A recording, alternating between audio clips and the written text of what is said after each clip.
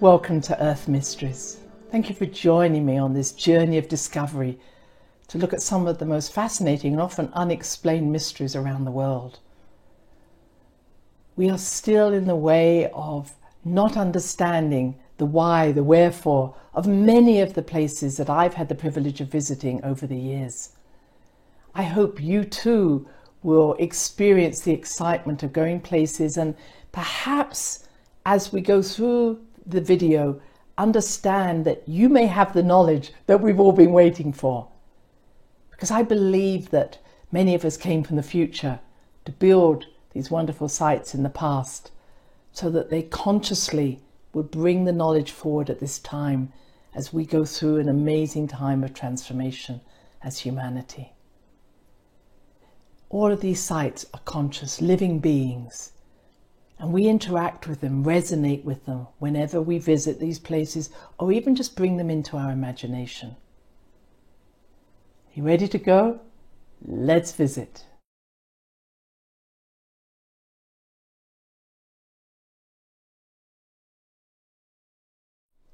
Of course, the Giza Plateau is one of the most obvious places to start. I visited here over 40 years ago and then more recently in the last few years. And of course, I perhaps had greater knowledge now about what I was looking at. This is indeed a plateau.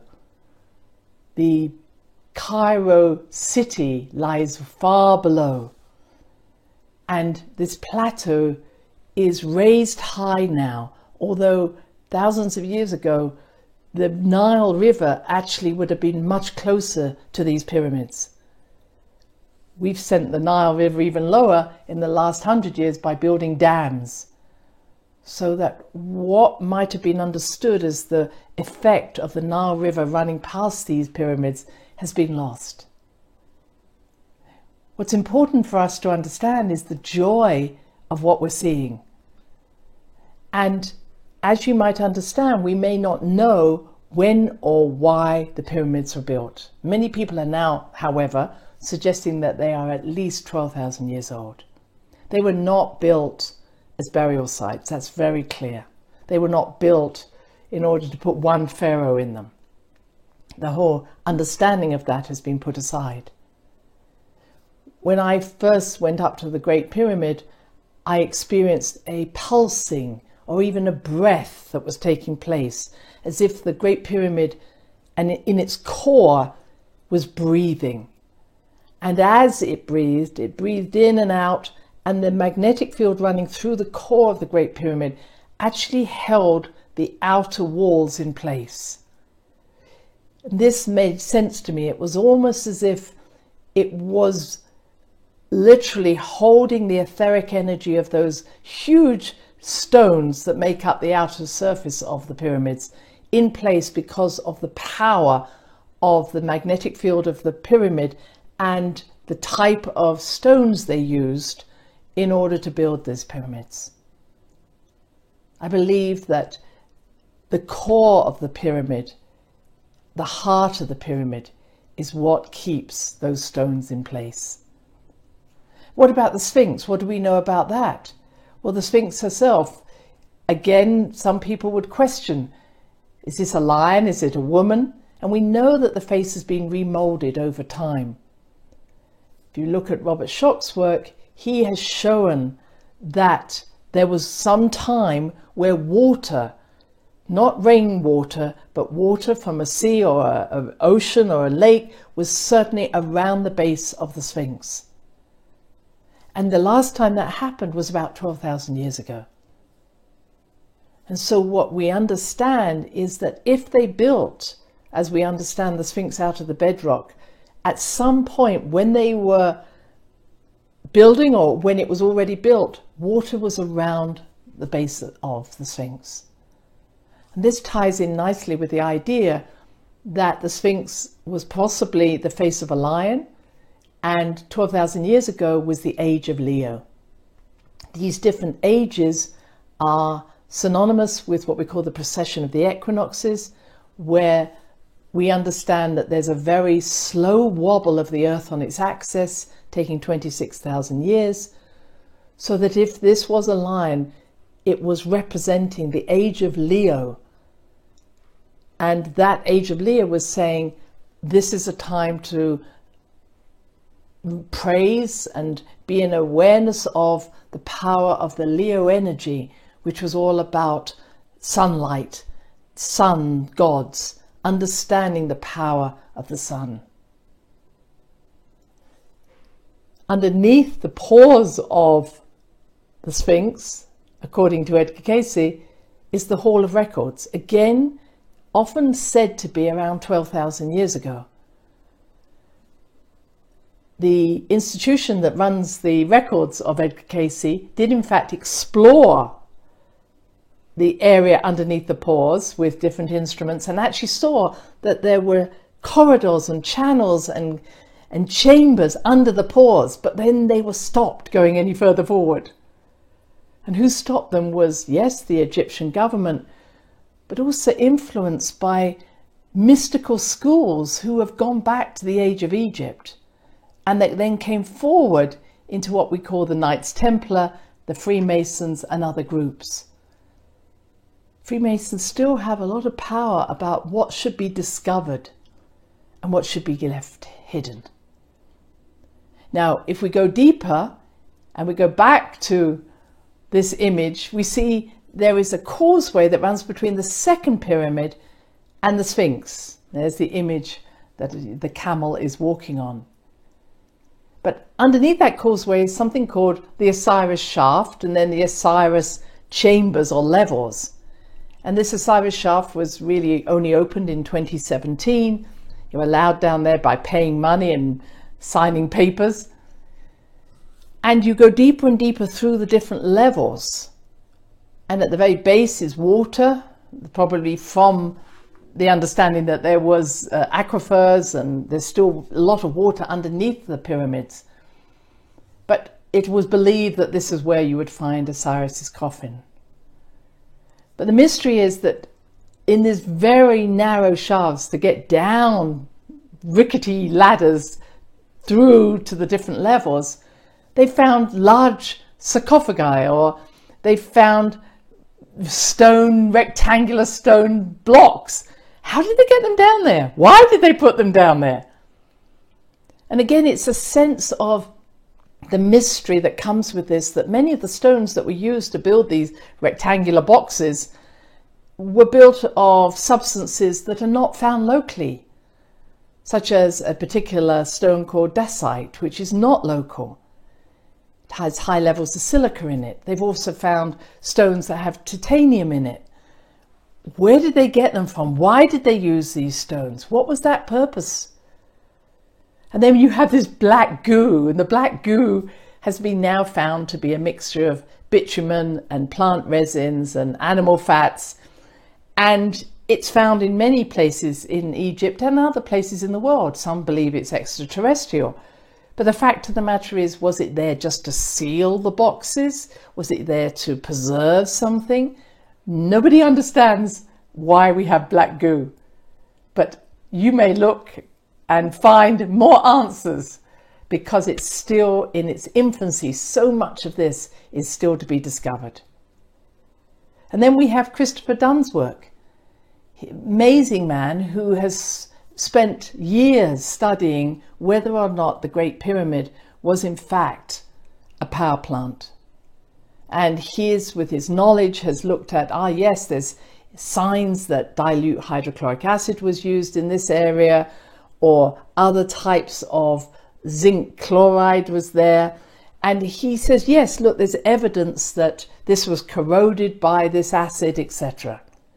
And he believes that the power generator started in the earth, and really because of the water flowing, the aquifers, created a magnetic field, and the magnetic field that was drawn up into the power plant, connecting with the electrical charges in the atmosphere, and by the use of different substances, sometimes crystals, and the different stones that held quartz in them that actually made up the whole pyramid, he said this created an amazing amount of power. And power that, we could use now instead of the wind farms and the solar farms. And he saw these power plants as bringing, yes, the sort of power for heating and cooking, but also for fertilization and abundance of seed growth, etc. But he also shows that in what's known, he saw as the resonator hall, that there was signs of damage. And he felt that this was due to an earthquake that must have happened in this area. And then the power plant was no longer used. Now, adding to this, they have just discovered what's known as the Great Void. Nobody has actually managed to get into the Great Void yet, but it's this parallel passageway running parallel to what he calls the resonator hall. And nobody knows why it's there. Was it just for resonance? Did it have a purpose in this power plant? We know that music is important to the creation of the Great Pyramid, but we also know that there was a sound that created healing and a type of consciousness that came out of this power plant. So it wasn't just about power as in heating, there was also a consciousness that was expressed when the power plant was turned on. And that obviously affected the people all around. We have so much to learn from this. Now, at the base of the Sphinx is what's known as the Valley Temple. The Valley Temple is only one of two temples that have been discovered. The other one is the Sphinx Temple.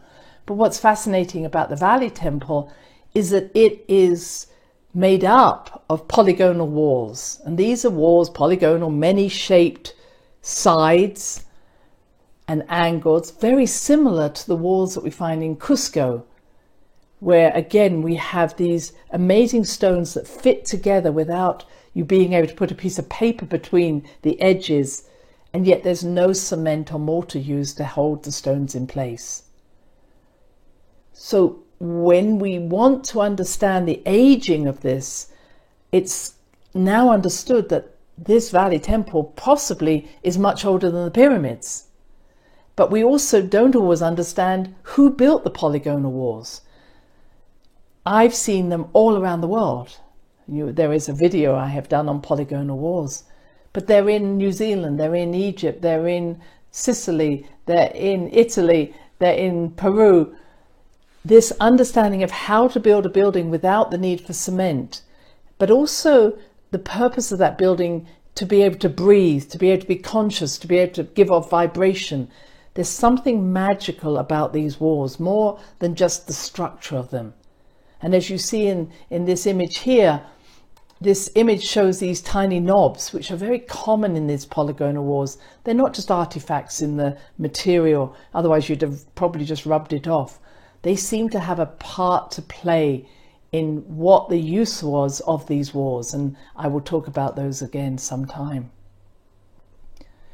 So nothing is just as it seems. The Sphinx, we believe, is 12,000 years old at least. We're now understanding maybe the pyramids are old as this, or even older. So there is a history, a mythology of the time before in Egypt, the time before the dynasties. And that time is really about saying that it was probably a time where extraterrestrials walked this earth, brought their knowledge, brought their wisdom, showed us how to do these things. And it is believed that extraterrestrials were the source of their ability to create the pyramids in the first place, because there were no prototypes, or very few prototypes, and then suddenly they stopped. It feels like these influxes of energy from ETs has happened throughout the world for eons. Now I'm going to move us on to another place in Egypt called Abydos. And here we see another fascinating building called the Assyrian. And it's always said, oh yes, this is linked to Seti I's desire to where he was going to be laid to rest.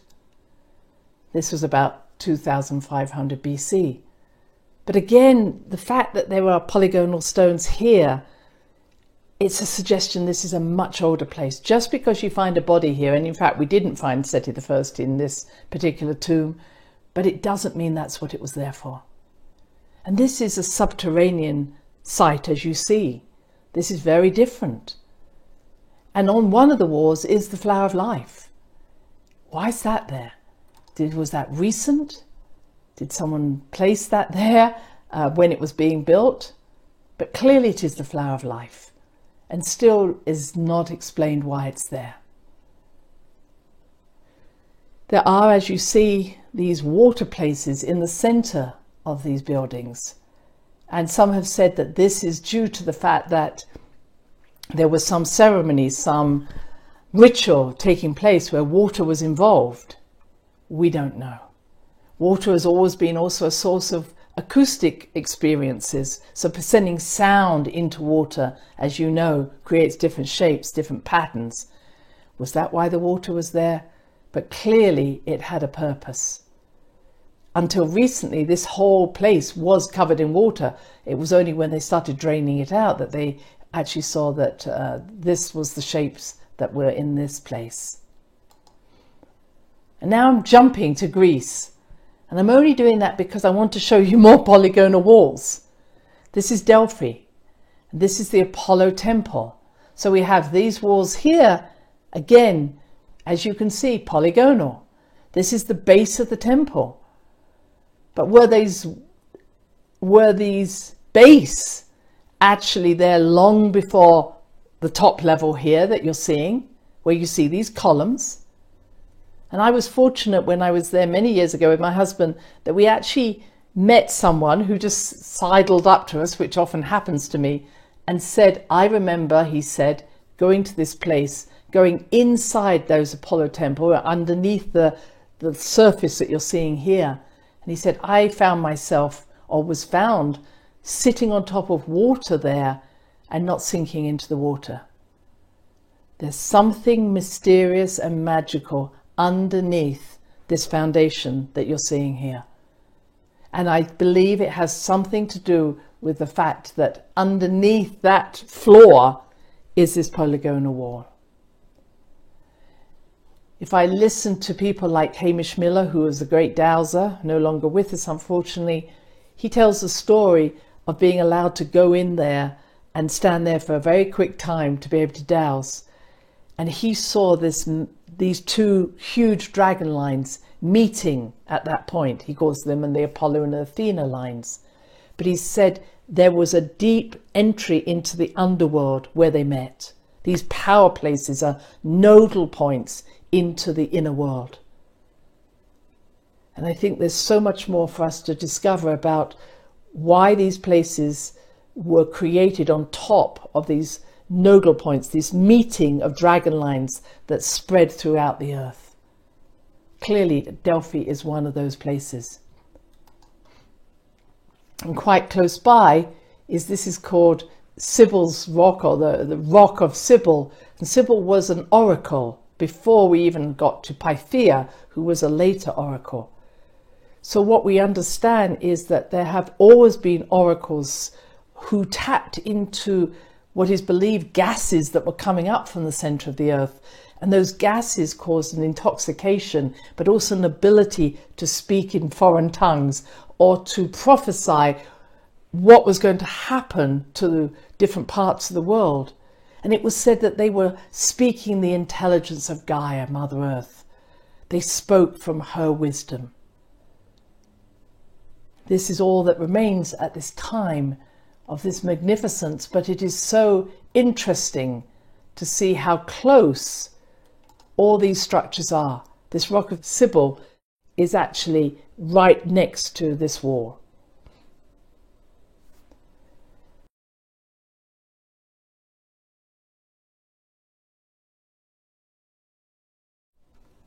And now we move on. And we're just going to pop into Japan, primarily because I've also found polygonal stones here, and also because there are some fascinating structures there. First of all, this is one known as the floating stone.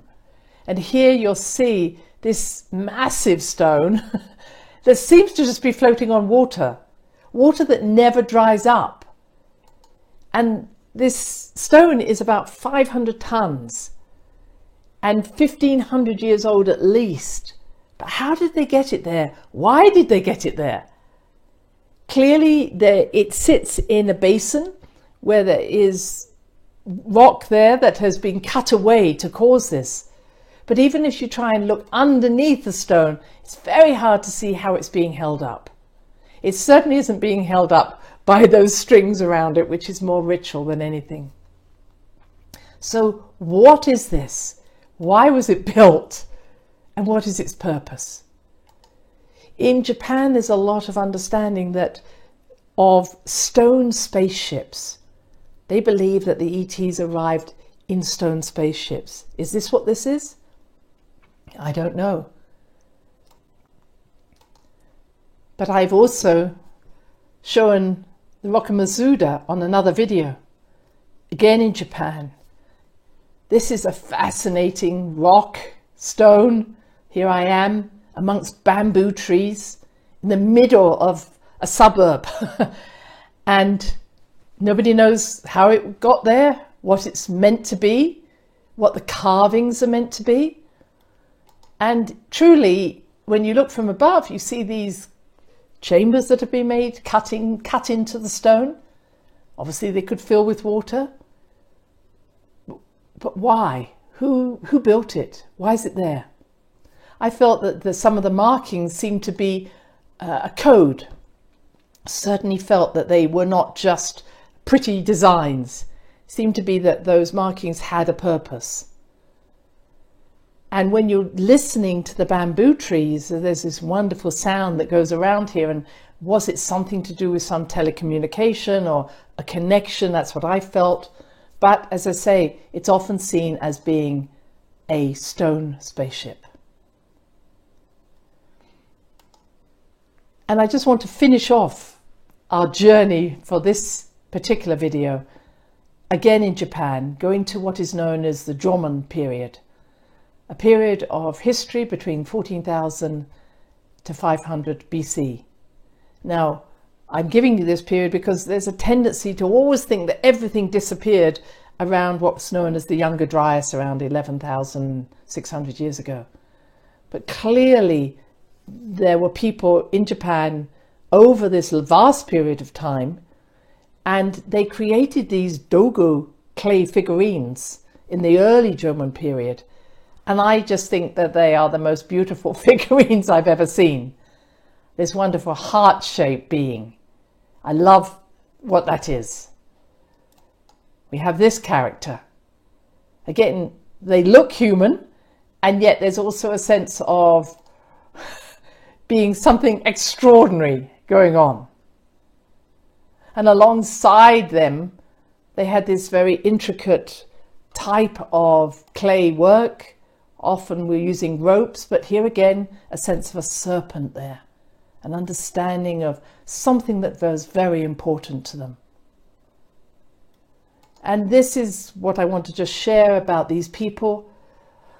These clay figurines, I'll just read it, and other objects of this time have been studied as religious relics. Different opinions about the identity. Were they earth goddess figures? They seem to have some relationship to well-fleshed women. Were they about rebirth? Were they about purification? Were they about fertility? Nobody knows. But what it says at the bottom of this is clay objects were believed to represent their spiritual world. They often use figures of animals, plants, anything in the natural world. And what I love, that last line says, they're important clues to understand the Jomon society heavily influenced by a belief in magic. Wouldn't it be wonderful if we all remembered the magic of who we are and where we are? I hope you've enjoyed this journey. I hope I've inspired you to go deeper into some of these subjects. Nothing is set in stone, and still there are so many mysteries for us to discover. Until next time, thank you.